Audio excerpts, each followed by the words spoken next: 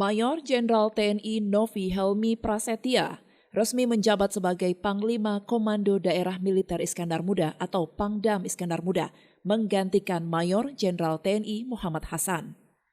Pergantian Maijen TNI Muhammad Hasan secara resmi dilaksanakan dalam serah terima jabatan yang dipimpin langsung oleh Kepala Staf Angkatan Darat Jenderal TNI Dudung Abdurrahman di Markas Besar TNI Angkatan Darat pada Jumat 24 Maret lalu.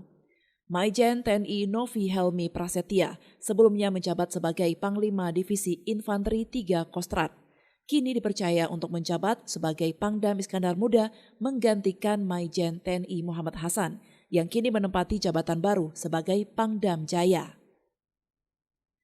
Tiba di Aceh, Maijen TNI Novi Helmi Prasetya disambut dengan berbagai tradisi penyambutan, mulai dari tradisi pesijuk sebagai tradisi adat Aceh hingga tradisi penyambutan dan penerimaan Pangdam baru.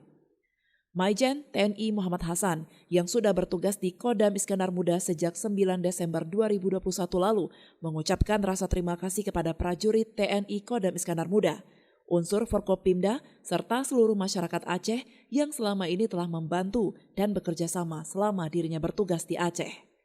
Sebelum meninggalkan Bumo Aceh, Maijen TNI Muhammad Hasan menyempatkan diri untuk berziarah ke makam Syah Kuala.